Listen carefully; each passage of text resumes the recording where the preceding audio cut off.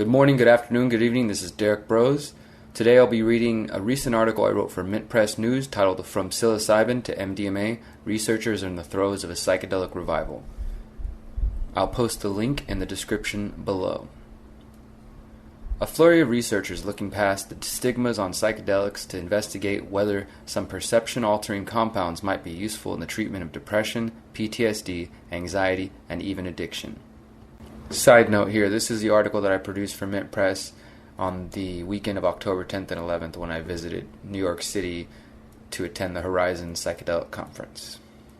Research into mind and perception-altering drugs flourished in the 1950s, then floundered amid an atmosphere of demonization and legalization in the following decades, particularly under the Nixon and Reagan administrations. Yet researchers are taking up the cause again, exploring the possibility that psychedelic compounds might effectively treat afflictions, including depression, post-traumatic stress disorder, addiction, and anxiety, much the same as their peers set out to do decades ago. From Imperial College London to Johns Hopkins University in Baltimore and New York University, there are murmurs of a renaissance in psychedelic research and thought. In 2006, Ronald Griffiths, a psychopharmacologist at Johns Hopkins University School of Medicine, and a team of researchers published a groundbreaking article in the Journal of Psychopharmacology. Psilocybin can occasion mystical-type experiences having substantial and sustained personal meaning and spiritual significance. The paper concludes that, quote, when administered under supportive conditions, psilocybin occasioned experiences similar to spontaneously occurring mystical experiences. 2/3 of those involved in these sessions describe them as being among the most meaningful experiences of their lives. Griffith's lab pressed ahead with their work in a 2014 study on the possibility of treating nicotine addiction with psilocybin, the psychedelic component of magic mushrooms. Participants had 3 psilocybin sessions and 3 cognitive-based therapy sessions to diminish cravings. 80% of those who received the psilocybin treatments abstained from nicotine for the next 6 months, while less than 7% of those who received traditional nicotine replacement therapy were successful for more than 6 months. Those who reported a mystical experience had the most success in breaking their addiction. In an interview with the Multidisciplinary Association for Psychedelic Studies, or MAPS, Griffiths described the mystical experience as a, quote, sense of interconnectedness of all things, a sense of unity. That sense of unity is often accompanied by a sense of sacredness, a sense of open-heartedness or love, and a noetic quality suggesting that this experience is more real than everyday waking consciousness, end quote. Across the Atlantic, a 2010 study conducted at Imperial College London also investigated the effects of psilocybin in treating anxiety, depression, and PTSD. One study participant described his experience following a session. Quote, I simply don't have the words to describe the experience, but I can say that the usual self-narration that we have vanished completely. It was replaced by a sense of a beautiful chaos, a landscape of unimaginable color and beauty. It was as if daily reality was entirely fake, a bizarre dream, and what I was experiencing now was the real thing. I began to see that all my concerns about daily living were irrelevant, that they were a result of a spiral into the inconsequential. I also felt that I was learning without being taught, that intuition was being fed.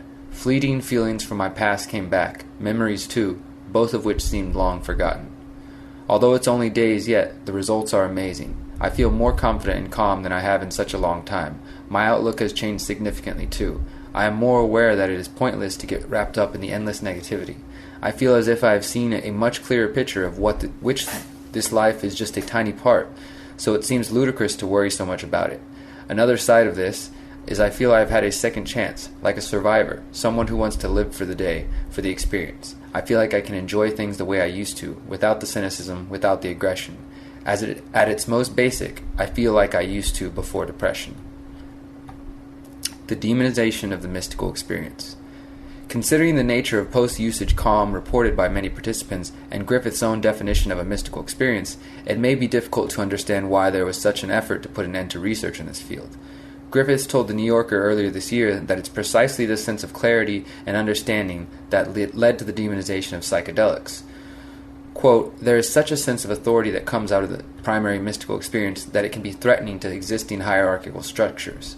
We ended up demonizing these compounds. Can you think of another area of science regarded as dangerous and taboo that all research gets shut down for decades? It's unprecedented in modern science. Modern studies on psychedelics emerged in the early 1950s when researchers studied the effects of LSD, commonly known as acid, MDMA, sometimes known on the street as ecstasy or X, and psilocybin. Researchers investigated the possibility of treating alcoholics with LSD, hoping the experience would allow for self-analysis and a change in behavior. However, scientific inquiry into this growing field slowed to a virtual halt through the 1960s and 70s amid an increasingly hostile political climate toward the use of psychedelics. As psychedelic use increased from the 1950s, the public began to deal with cases of bad trips, in which individuals felt negative effects from ingesting high doses of psychedelics or from ingesting psychedelics without being fully prepared for the experience. Though experts agree that psychedelics carry a low or non-existent risk for addiction, they can give rise to erratic behavior that can result in injury or death. Even in this study, where we greatly controlled conditions to minimize adverse effects, about a third of subjects reported significant fear, with some also reporting transient feelings of paranoia, Roland Griffiths told Johns Hopkins of their 2006 study. Under unmonitored conditions, it's hard not to imagine those emotions escalating to panic and dangerous behavior, he said. President Richard Nixon signed the Controlled Substance Act in 1970, placing the majority of psychedelics under the U.S. government's restrictive Schedule I category, meaning they have a, quote, significant potential for abuse and dependence and bear, quote, no recognized medicinal value. By the time Ronald Reagan's war on drugs arrived in the 1980s, recreational and medicinal use of psychedelics was banned around the globe. And today, psychedelics and cannabis remain classed under a more restrictive category than cocaine or methamphetamine. Psychedelic research continued in small settings through the 1990s, but this field still has been heavily stigmatized by past propaganda and restrictive laws. Despite the taboo surrounding this field of study, it is growing at a rate not seen since the 1950s. Researchers and recreational users are re-emerging from the shadows to proudly advertise their support of psychedelic research and therapy. A renaissance on the horizon. One of the top events for psychedelic researchers, scientists, advocates, and users is the annual Horizon Psychedelic Conference in New York City. Now in its 9th year, the festival has grown to a 2-day event hosting researchers from universities in the US, Europe, and South America, as well as psychedelic activists and advocates. Among the speakers at this year's Horizons Conference were Rick Doblin, founder and executive director of MAPS, Michael Bogenschutz, professor of psychiatry at NYU School of Medicine, Gabriel Egan-Liebes, co-investigator of NYU's qualitative study on cancer-related anxiety and psilocybin, Frederick Barrett, faculty member in psychiatry and behavioral sciences at Johns Hopkins University School of Medicine, and Robert Carhart-Harris, research associate at Imperial College of London. Carhart-Harris managed the Imperial College brain imaging study for the last 6 years, examining the brain activity of individuals suffering from depression during psilocybin sessions. In order to understand how psilocybin creates its effect and how those effects alter brain activity, the team worked with specialists in the mathematical model of brain networks. When we looked at our initial data with psilocybin, we saw very clear overlaps between how psilocybin was working in the brain and how other effective depression treatments were working in the brain, Carhart-Harris told Mint Press News. This data, combined with accounts from patients, convinced his team that psilocybin might be useful in treating depression. Volunteers were saying they felt better. They were no longer consumed by the mundane with day-to-day chores, he says. They felt lighter, more positive, more optimistic. Carhart-Harris and his team discovered that under a dose of psilocybin, the brain's default mode network, connected to high-level thinking in humans, became chaotic and disorganized, specifically in the area of the brain which is believed to be linked to sense of self. Carhart-Harris spoke about an increased level of entropy in the more primitive networks of the brain, indicating a higher number of potential brain states available to volunteers while under psilocybin. What this means remains to be seen, but Carhart-Harris says future studies might also look at how dimethyltryptamine works in the brain. DMT dimethyltryptamine is the active ingredient in ayahuasca, a medicinal brew made with the Banisteriopsis caapi vine and other plants containing DMT. Certain native Amazon peoples have used the brew to enter into a psychedelic state for generations. First introduced to the West in the 1950s, ayahuasca has since inspired a booming tourism industry and even an underground culture creating around the thirst for a night of healing. Draulio Barros de Araujo, professor of neuroscience at the Brain Institute in Natal, Brazil, is part of the team leading research into the possible treatment of depression using ayahuasca, which the U.S. classes as a Schedule I drug, Araujo spoke at the Horizons Conference regarding theories that the ayahuasca trance and healing experiences that are typically reported might be helpful in treating individuals with treatment-resistant major depressive disorders. Another area where psilocybin research is proving valuable is the possible treatment of cancer-related anxiety. Starting in 2009, the NYU School of Medicine has studied the effects of combining psilocybin sessions with psychotherapy to treat anxiety in cancer patients. Gabrielle Agen-Libes has been conducting clinical treatment research with psilocybin at NYU School of Medicine since 2012. She was also the co-investigator in a qualitative interview study which sought to subjectively describe the experiences of participants. At the Horizons Conference, Agen-Libes shared a short film highlighting the experiences of 3 of the participants. Viewers were asked not to share photos, recording, or transcripts of the short film. Each person describes feelings of joy, terror, and confusion, but ultimately healing, forgiveness, and love. We wanted to understand their process of meaning making, she told Mint Press. When it comes to healing addiction and trauma, psilocybin is not the only alternative to standard psychotropic drugs. MDMA has also been studied for its many potential benefits. In 2012, MAPS released a long-term study on the benefits of MDMA and the treatment of PTSD. The average time between the final experiment treatment session and the follow-up data collection was 3.5 years. MAPS founder Rick Doblin discussed the organization's efforts to complete an international series of studies exploring the risks and benefits of MDMA-assisted psychotherapy as a treatment for chronic treatment-resistant PTSD. As recently as April 2014, researchers with the University of Connecticut School of Pharmacy found that MDMA-assisted psychotherapy could be useful in treating PTSD. Doblin is working to get approval from the FDA for MDMA treatments by 2021. Yet, obtaining approval for the therapeutic use of MDMA requires a lengthy process and several bureaucratic hurdles. If MDMA succeeds through the various phases of research, MAPS will still be required to submit a new drug application to the FDA. From there, the FDA will review the application, determine how to label the product, and inspect the manufacturing facility. The FDA will be re-examining not only the production of MDMA, but also the therapy protocols proposed and tested by MAPS during clinical trials. Finally, the DEA will have to adjust the Schedule I status to a lower status which recognizes the drug's medicinal benefits. Another hurdle in furthering psychedelic research is acquiring funding. From the early 1950s to the early 1970s, the U.S. government funded millions of dollars worth of research into LSD, including the CIA's infamous MKUltra program, which sometimes tested LSD on unwitting participants and investigated the possibility of using the drug as a truth serum against spies. When psychedelics were relegated to Schedule I status in 1971, the majority of studies were ceased and funding was not readily available. In the decades since, MAPS has become an influential source of funding for researchers seeking to study psychedelics. Other institutions such as the Hefter Research Institute and the Beckley Foundation have stepped in to provide private funding for the psychedelic research. This is really becoming a story of science. Beyond the medicinal applications, psychedelics are also well known for their ability to induce life-altering experiences, as with Roland Griffith's mystical experience. Ingesting LSD or psilocybin allows for deep introspection in which individuals might reassess and make radical decisions about how they live their lives.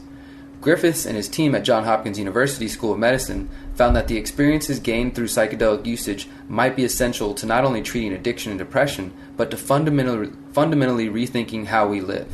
Griffiths told MAPS, quote, "I believe that the experience of unity is of key importance to understanding the potential existential shifts that people can undergo after having these kinds of experiences."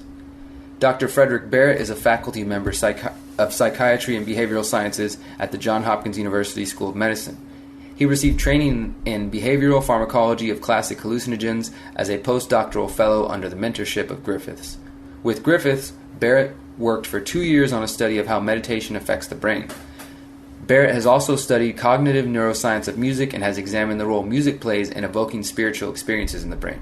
At the Horizon Conference, Barrett gave a talk titled Psilocybin, Meditation, Mystical Experiences, and the Brain. Barrett says, "I have always had an interest in studying altered states of consciousness and studying emotions and emotion processing in the brain. I have played music most of my life, and I've always approached music from the perspective of its value and power in harnessing an emotional feeling and helping us regulate our emotions and express our emotions." Barrett believes the shift towards psychedelic treatments will come as more people look for alternatives to treating conditions such as addiction. He told Mint Press, Quote, over 50% who receive their initial treatment do not respond, so that leads to a second or a third treatment. And then you have maybe 15% of individuals who are deemed treatment resistant for depression. This is a real challenge in the field. The same is true for addiction. As the number of studies on psychedelics rise, the size and scope are expanding as well. The more studies conducted under rigorous scientific conditions will increase the likelihood of psychedelic medicines available by prescription. Although Barrett cautions, quote, we need to do more studies, more critical investigations, more comprehensive investigations. He says he does believe the tide is turning in favor of psychedelic treatments. Barrett says, I think people are frustrated that we can't find effective ways to treat people. At the same time, because studies with hallucinogens are being done at such reputable institutions and with such care and with open-mindedness, that this is really becoming a story of science, where in the past it was a story of politics or culture wars. I think we are moving past that. Experts urge defined conditions, careful preparation, and a competent guide. Amid the revival of psychedelic research and inevitable recreational use, most researchers agree that a relaxed mindset, subdued environment, and competent guide are critical to unleashing the positive, healing potential of psychedelics and minimizing negative effects like fear and nervousness. Quote, under very defined conditions, with careful preparation, you can safely and fairly reliably occasion what's called a primary mystical experience that may lead to positive changes in a person, Roland Griffiths told Johns Hopkins. Likewise, Dr. Robin Carhart Harris recommends street users exercise caution. He says, you can be fooled sometimes if you only self-experiment. If someone is suffering from depression and wants to give it a go but does not want to do the study, you should have a guide with the proper setting and the right time to integrate the experience and making sense of it. That's difficult to do without the right professional support. From a professional point of view, that's not something I can easily endorse because I see the importance of having good psychiatrists and psychotherapists around to study. Indeed, one of the reasons many of the current studies on psychedelics are not reporting significant negative or frightening experiences among participants may be due to the rigorous screening process used to select volunteers. Every volunteer is carefully screened, then guided through the experience with therapists at their side. Another factor is that low doses are often administered to participants and in purer forms than are often bought and sold on the street. While government agencies are slow to promote the use of psychedelics, the studies from NYU and Johns Hopkins University indicate that these compounds have the potential to unlock powerfully healing experiences and possibly even allow people to break free from the shackles of depression and addiction. It seems to be true that there is some innate wisdom to the way these experiences play out, Frederick Barrett said to Mint Press. With contemplation, with reflection, with integration, people can work with these experiences and have some true growth. That is, from psilocybin to MDMA, researchers are in the throes of a psychedelic revival. Thank you guys for listening. And if you got this far, I want to give you just a couple of, thoughts of my own sort of behind the scenes. Like I said, this article I just read to you was based off 2 days in New York City, doing interviews and listening to talks at the Horizons Psychedelic Conference, horizonsnyc.org. Check that out. And of course, with editing, the article gets changed a bit. These are all my words you just heard me read, but there are, things got shifted around. And actually, I just realized as I'm reading this to you that a couple of points that I thought were important got cut out. But it might have been, I was uncertain initially if these needed to be in there. I felt like maybe I was being too detailed and only the nerds who are into psychedelics would really care. But basically, in the beginning, there was a section that said, well, what exactly is a psychedelic? And then I broke down, the origin of the term psychedelic, coming from psyche, and basically means like mind opening, mind creating, things like that. There's a few different interpretations. And then I also looked into two other terms, which hallucinogen is mentioned in the article, and there's also entheogen. And what I explained and what got cut out of the article was that some people don't, in my experience, people don't prefer to use hallucinogen anymore because psychedelics, for the most part, especially mushrooms and acid and these type of things, they're not true hallucinogens where you're not hallucinating a completely new world that's not there. I mean, that can happen on extremely high doses, but that's more likely to happen on something like DMT or ayahuasca, whereas with LSD and MDMA and psilocybin mushrooms, you're having illusions. So you see what's happening, you're still aware of the world you're in, but it might melt or it might look different or turn into something. You're not actually hallucinating. What's happening is considered more of an illusion than an actual hallucination where you go to another world or, you like on DMT. So there's that was a detail that got removed, I guess, because the article was already long enough. These articles are supposed to be 1,200 to 1,500 words, and I wrote much more than that because it's a topic that's near and dear to my heart. And that's just another thing, just a bit of background. I've been into the topic and researching the topic of psychedelics and the medicinal benefits since I was a teenager, and experimenting since that point as well. But also in my book, The Conscious Resistance: Reflections on Anarchy and Spirituality, I talk about the benefits of psychedelic therapy done under the right conditions and the growth that can happen in that area.